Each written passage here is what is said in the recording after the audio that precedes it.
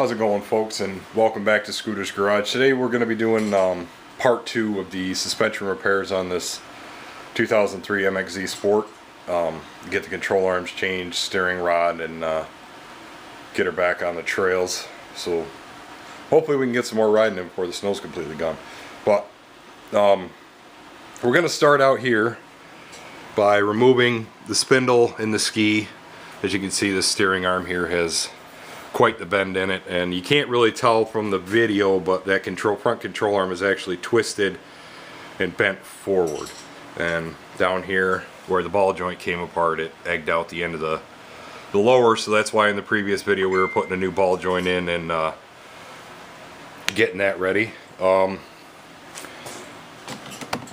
First thing to really do is make sure, you know, locate all your bolts and everything. There's one here, there's a nut under here, way down there, so I'm gonna have to use a couple extensions and a swivel to get in there, and then we're gonna have to take this side panel off to get to one of the other ones. And yes, I know the Nun does have a split in it. I'm either gonna take it to somebody and try to have it welded up, or I may just strip this down this summer and see if I can find a replacement Nun for it. We'll see how that plays out. But yeah, so we're gonna get started here. We're gonna take the spindle off and get you guys in the stand here so you can see what's going on. We'll get the spindle and the ski off so we can start tearing down the control arms and things like that. We'll start by taking the steering rod off. Sometimes you may find that it's a little bit of a pain, especially in this situation, to get these to come loose. And you'll notice that the top of the tie rod is spinning. Now if you're doing this at home and you know you're thinking, well, how am I going to do anything about that? These tie rods have flat spots on top that you can put a 13mm wrench on to hold it while you take the nut off the bottom, because they are lock nuts, and these particular types of ball joints, like on snowmobiles and stuff, aren't tapered. They're just a straight bolt, so they will spin when you go to take them apart. Nothing to worry about. Let's get this off here.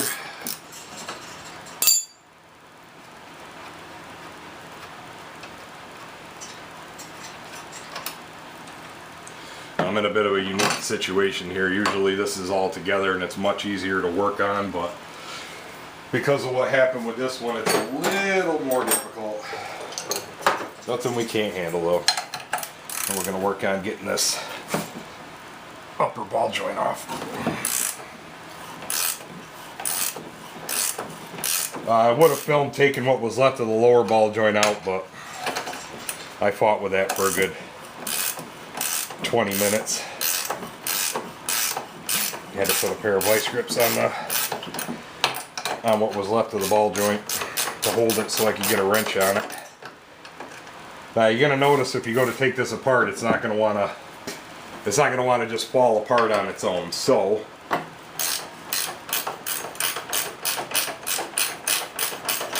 because the ball joints are a tapered fit.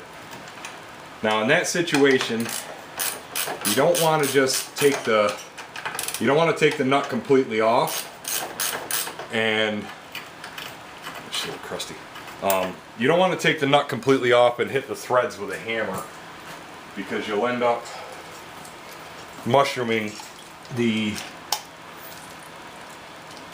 end of the threads, and one of two things will happen. If you're looking to reuse it, you won't really be able to, because you won't be able to get a nut started on it. And the other being, if you mushroom it over too far, that actually won't end up being able to fit out of the spindle, and you'll have to cut the end of it off to get it out.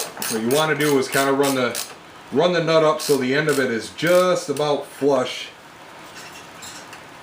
with the end of the threads. So that way, when you go to hit it with a hammer, the nut's taking the majority of the brunt of the hit, as opposed to the actual end of the threads themselves. Just give this a couple love taps here. Watch our bungee cord fly off.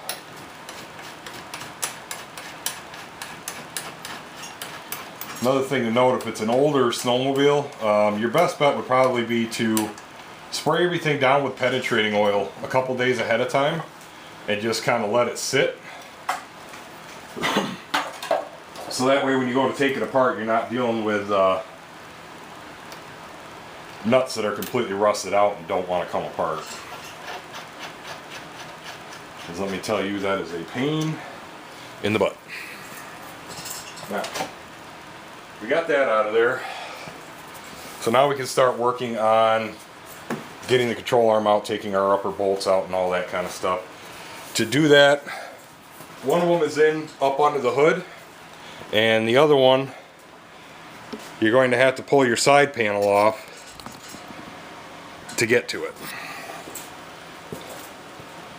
Just go ahead and pop the door open here, slide our hinge pins out, pop that right off, set it off to the side, somewhere where it won't get damaged, that is. Alright, now, these are not really all that fun to take apart, unfortunately. The inner nut for the upper control arm, and I just saw it, and I lost it. Oh, it's right here. I don't think that you guys can probably really see that, but it's back here behind the bracket that holds all the connectors for your stator and voltage regulator and all that stuff. So that bracket's a little bent, so we're gonna have to try to kind of push that back a little bit. But there you can see it, right hidden in there. And the lower one, the front lower control arm bolt, is hidden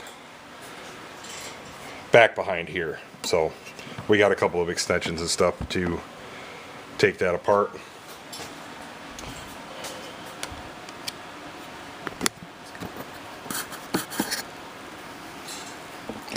Just get you guys up here where you can get a little bit of a better view. Go ahead and take our bungee cord off because we don't need to hold the ski and spindle up anymore. And we'll swap out for a 15mm deep socket. These threads on the end of that, the one that's on the inside, are fairly long.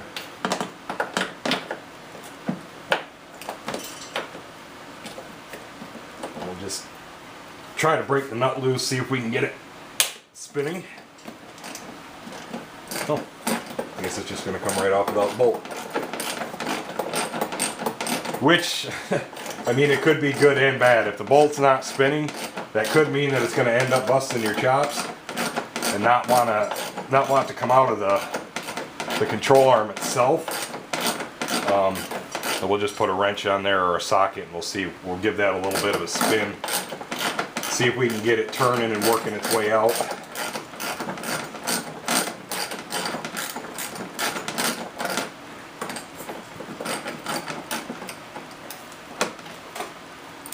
Get that out of there so we can do this by hand. Oh yeah. Now these are nylock nuts, so they will fight you a little bit when they're first coming off until you get past the end of that little nylon piece there, which is intended to hold the bolt in place, or hold the nut in place and not allow it to back off. Let's see if we got the right wrench here. Nope. Which size are we looking at? Is it a 16 or a 17? It looks like a 17. Nope, it's a 16. Okay. As you can see, you know, the bolt, it may not have come out, or may not have spun when I was taking the nut off, but that doesn't necessarily mean that the bolt's completely frozen in there. But as with everything, you know, don't go just, you know, torquing on things, because you could end up making a bad situation worse if it does get stuck in there. You could end up snapping the bolt off or stripping out something that you didn't want to strip. and then you're fighting and struggling and hoping that you can find spare bolts and things of that nature. Just grab the pliers here and see if we can kind of work this the rest of the way out. She's a fighter, that's for sure.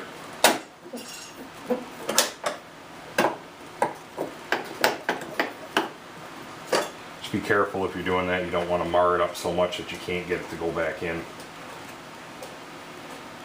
I guess this one just wants to thread itself all the way out, which is fine. It beats it being completely jammed in that bushing to the point where it doesn't want to come out at all.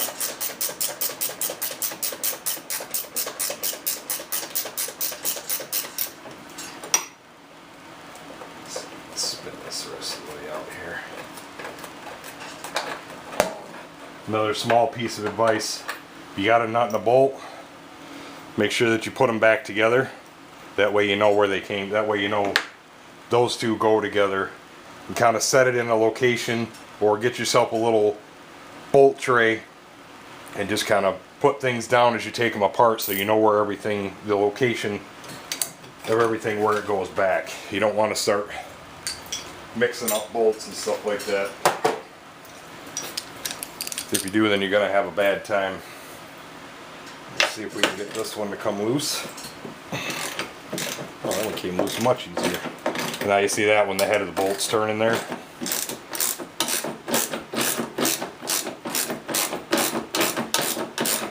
For those of you DIY mechanics, get yourself a decent set of ratcheting wrenches. I really wished I had bought a set a lot earlier than I did. They're very handy thing to have around.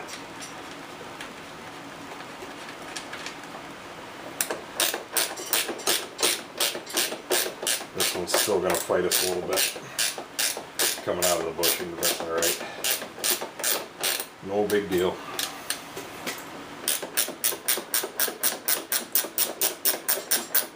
Sometimes they just want to act like they've got threads to come out of, you know. Set that off to the side and we'll see if we can wiggle that bad boy loose. In there with our pliers. Alright, apparently this one's just on a mission to thread all the way out, so it just takes an extra couple seconds, that's all. They're not always going to want to slide out completely, especially on higher mileage machines. You know, you're not really 100% certain on the last time it was taken apart, so could have been 6 months before you bought it. It could have been that they're still in the original place from when the machine was bought new. You never know. Now we're just going to give this a little bit of a light pull here. And the back side's going to have to go down and out because there's a little lip on the inside right there. It's a good time to check over your bushings, make sure that everything's still in decent shape. We will be reusing these bushings because the used control arm didn't come with any. So, alright. Top one's out. We're halfway, well, we're a quarter of the way there. Now, this lower one down here, and the lower control arm, has a captured nut, so to speak, on the back side. It doesn't actually run through the bulkhead or into the tunnel or anything like that. I've seen a lot of guys that have had issues where, because this is the thing that holds the nut in place is only aluminum, where the nut will actually just start to spin because it stretches, because it's on so tight that it stretches the aluminum and it won't hold it anymore. And that's where spraying things down ahead of time comes in handy. If you spray it down ahead of time, give it a couple of days, you know, let it sit and do its thing. It'll probably work about 50% of the time. Sometimes you may have to get out your little propane or matte gas torch to kind of give it a little bit of gentle persuasion. Let's just hope that this one doesn't do what I think it's going to do. Nope, looks like we're good. Now I did, as I said, I sprayed everything down a couple days ago, just for the sake of making this a little bit easier. When you take this apart, make sure that that nut doesn't fall out and just go flying anywhere.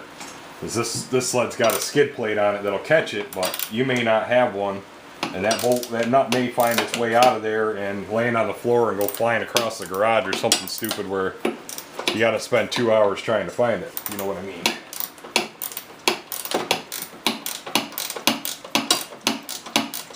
The one unknown in this situation, because I've never honestly taken these apart before, is whether or not I'm going to be able to get this control arm out without disassembling this piece, which I do need to take it off and put it on the new control arm, but I'm going to do that. I'll do that off camera because that's going to be a little bit of a struggle, because they're very, very tiny. They're tiny bolts, and there's, I think, 5 or 6 of them anyway. So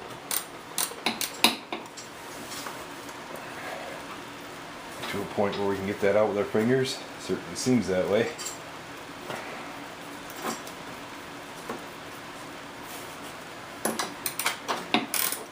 Apparently it wants to fight just a little bit longer.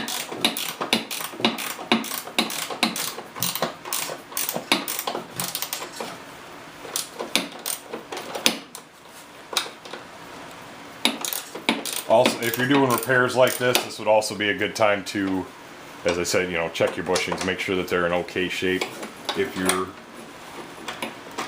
you're doing like a full pre-season repair on it, honestly, I would say to order a set of pre-oiled brass bushings and put them in there. They'll last a lot longer, and because of the material they're made out of, they have an oil kind of impregnated into the metal, so that way they're always lubricated.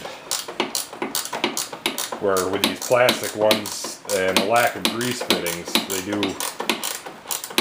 do tend to wear out fairly quickly. Boy, just gonna fight us right through to the very end. I don't think I'll be able to get it. Well, maybe. Let's see if I can get my pliers in there and try to. Nope. Not having it.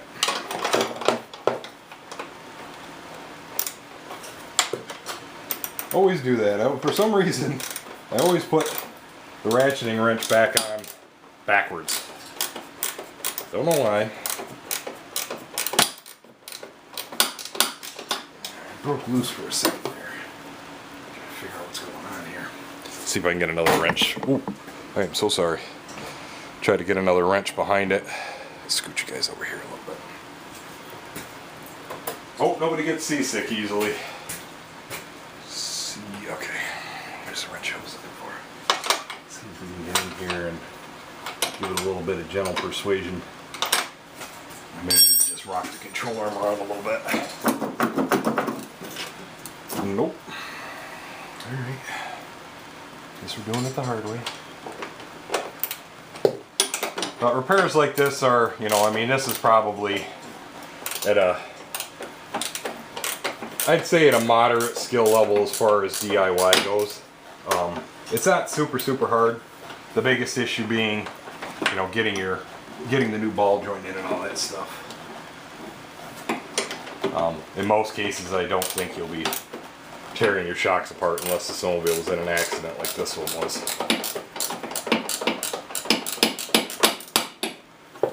There we go, and then it'll break loose, and then it acts like it doesn't want to come out.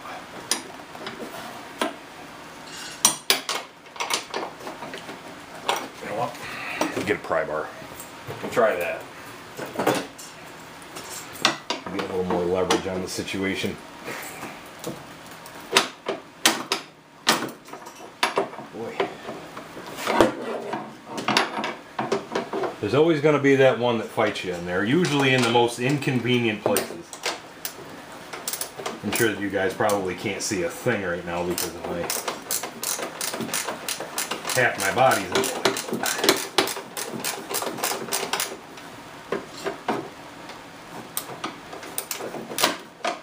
Come on. I know you want to come out of there.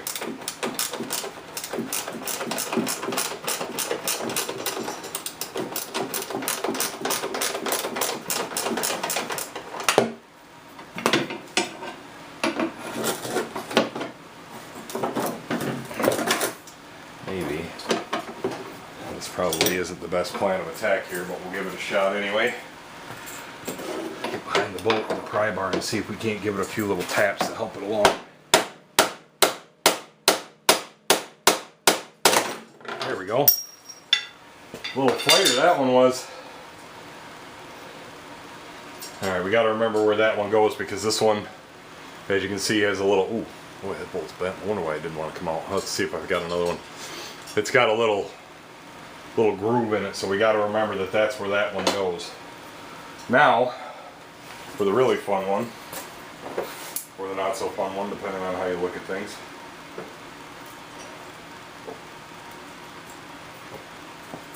I got 16mm sockets all over the place. I cannot find the 15 I just had in my hand.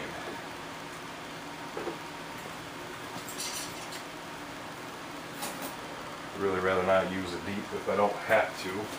Oop, there it is. Okay, now, ratchet. Who's got the ratchet? Which one of you guys took my ratchet? Huh? Come on. Fess up. Aha. There it is. If it were a bulldog, it would have bit me.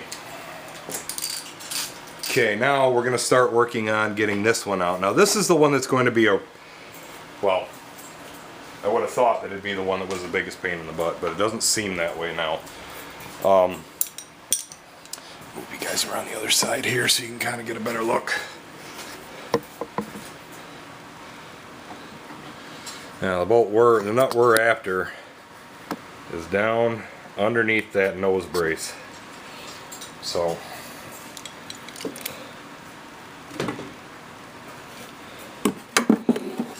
feed this down through. I got two short extensions and a swivel on the end.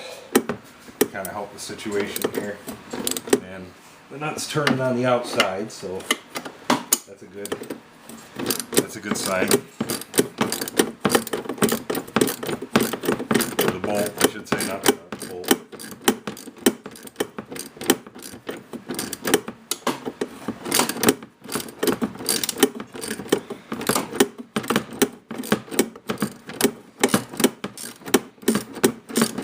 Hopefully this one doesn't fight us too bad coming out, although I don't think you could really consider what the other one did too much of a fight. I'm probably not going to be able to get my fingers down in here to... Oh, maybe.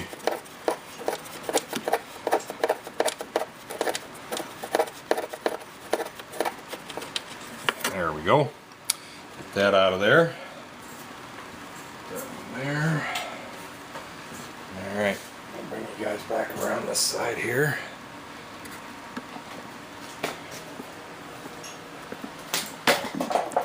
And we'll take this, we'll get that bolt, get the bolt out of there, and we'll have this lower control arm off.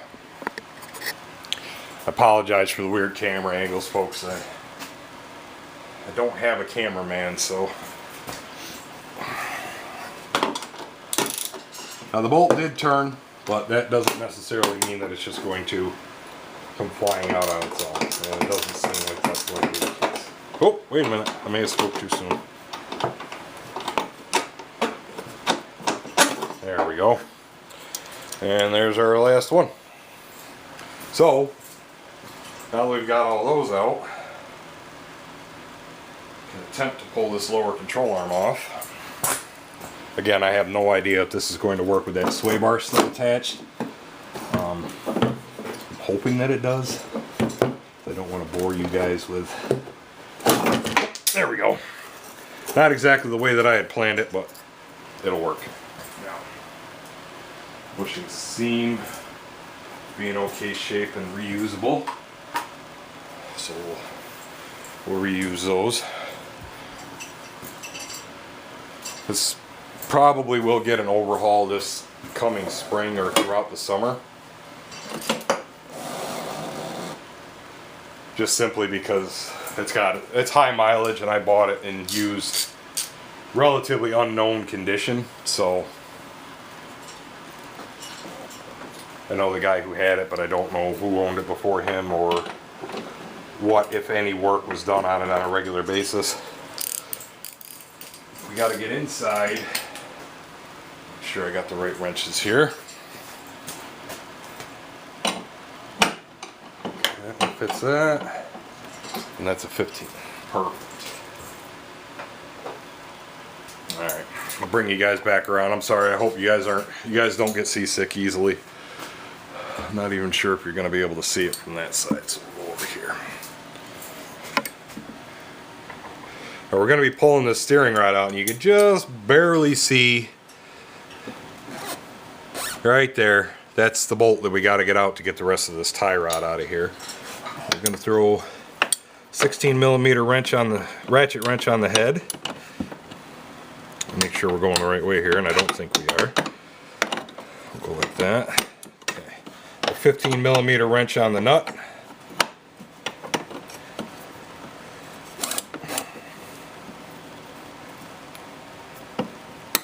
Oh boy, she's tight.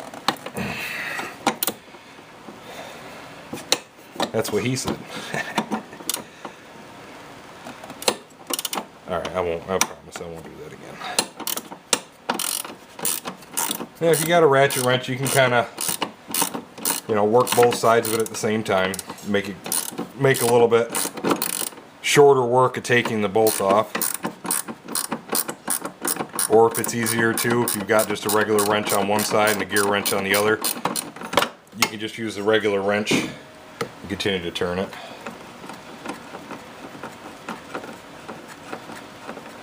Now, the one thing I forgot to do before I started doing this was take the tie rod off the outer end, because it won't slide through the boot if I don't. So I'm going to come back over here. I'm going to take that tie rod off. Now, typically, it's this nut right here, the jam nut, is a 14mm. Oh, it's already loose. Look at that. I don't know if that's a good thing or a bad thing, but it's extremely bent, so it won't be getting reused. I'll just take that end out of there. Chuck it on the floor because it ain't no good, and then trip over it 5 times. And wonder to yourself, why did I do that? Anybody else? Is that anything for anybody else, or is that just me? Alright, now, because we took the outer off and not the inner, we got to slide it through the boot to the inside. I'll take that out of there. I might be able to use that as a boomerang. We'll grab our new one. Well, new used one. The joints appear to be in fairly decent shape, so we won't worry about replacing those. And it's just lining everything back up so you can slide it back through.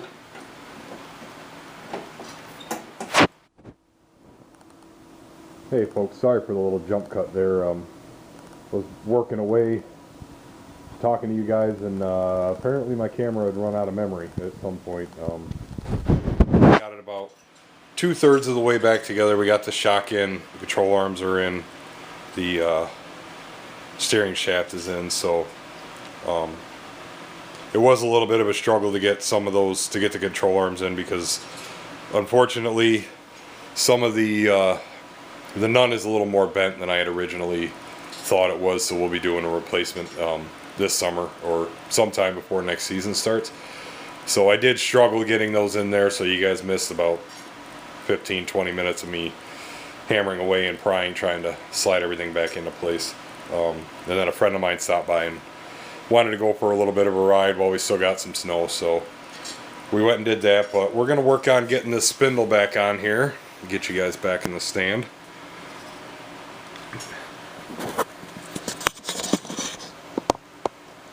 That's the last part we need to do. We get the spindle on here, get everything lined back up and ready to go. The wife's got a little bit of an itchy throttle finger, so we're gonna slam it back together so she can take it out for a little test drive. And hopefully tomorrow night we can hit the trails for a little bit. Down. There we go. Slide that into place. Put the nut back on here. Actually, do it this way. I'm trying to do this. Trying to put a nut and a washer back on one-handed. It's not all that easy. Actually, you know what? I'm doing this backwards. When did you guys tell me I was doing this backwards? Of course, you're probably sitting there yelling at your screen saying, hey, put it on the bottom first. I heard you, I heard you. Grab the washer and the spacer for the lower one. Slide that up into place.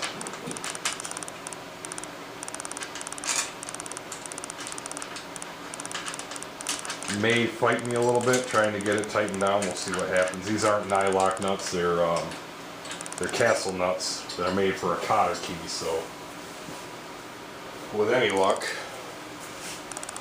I can remember what I did with all my tools. This is what happens when I walk away for a couple of minutes.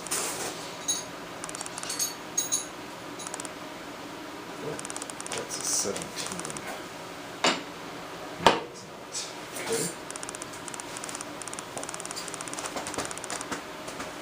You guys hiding my tools on me again?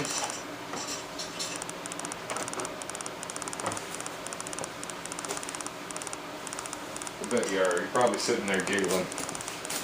Alright, we got the wrench here. Now, get on the other side where I can see what I'm doing a little bit easier.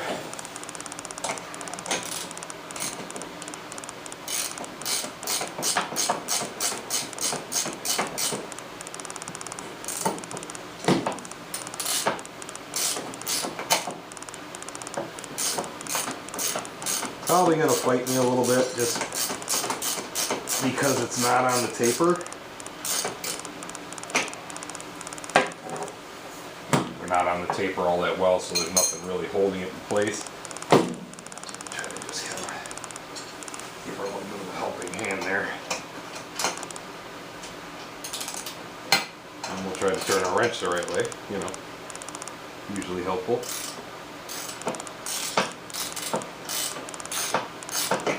Doesn't look like it's gonna, doesn't look like it wants to play ball, so.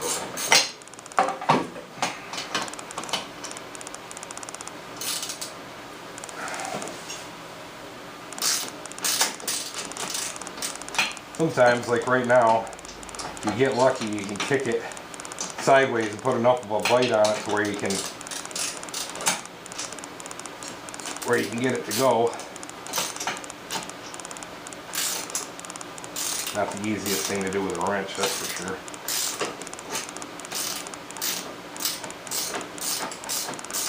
There we go. Get a little bit of a side bite on it. Let's get the blade up under here to kind of help hold it.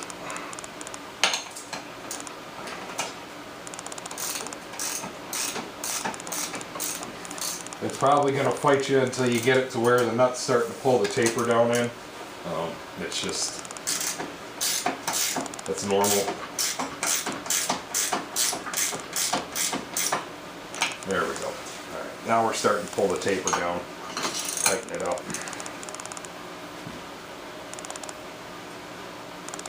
Now I'll just kind of snug that down for now. We're not going to put the cotter key in yet. I'll take our upper. And whatever I did with the, aha! I'm not the washer for that. Because then we can just drop our upper down into place. Instead of trying to pull the upper control arm down far enough to where we're getting it to where we can hook onto that. Onto the lower one. It's just much easier this way.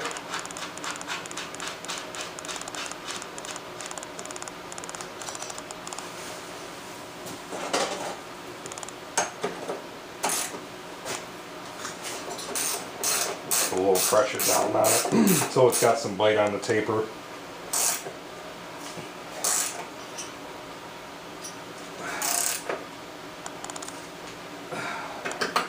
Alright, one thing to remember with these, I think I'm going to have to find another cotter key, and I'll do that off camera. Actually, looks like I'm going to have to find 2 cotter keys. But one thing to remember, always keep in mind when you're doing stuff like this, when it comes to tightening, when you tighten these nuts down, don't back them off to make the hole line up. If it's close, just continue to tighten it until the hole lines up, and then put your cotter key in. If you back it off, yes, the cotter key will hold it, but the nut won't be sandwiching everything together as it should be. So just something to bear in mind. You know, us mechanics and people who've been working on stuff for years, that's just second nature to us. But when you DIYers at home, maybe this is your first time working on something like this. It's just something to keep in the back of your mind for when you're making these kind of repairs.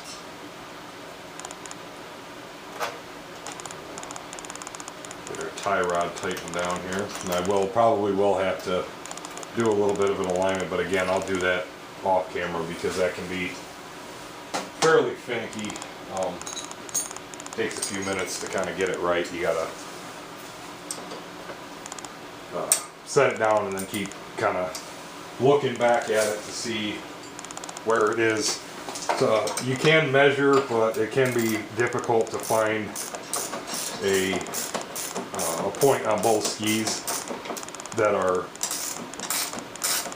the same shape or the same distance apart to measure, because you need something straight across to measure from, so when you're measuring front and back, you're getting an accurate measurement between the two. If you're measuring on a thicker part of the ski on the front and a narrower part of the ski on the back, that number is always going to be different.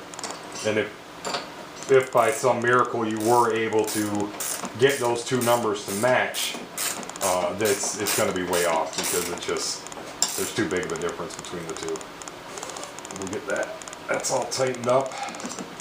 I did put like I said, I did quite a bit off camera because I wasn't aware that it had stopped recording, but that is getting everything back together, getting our trail worthy again, at least for this year. And wasn't too bad, not too much of a struggle. You guys saw in the previous video we did the ball joint and repaired the shock and all that stuff. So yeah, we'll get it all finished up, get it outside, let the wife take it for a little bit of a ride, see how she likes it, and we'll do some more repairs come springtime. As always, thanks for stopping by, and remember, keep it shiny side up.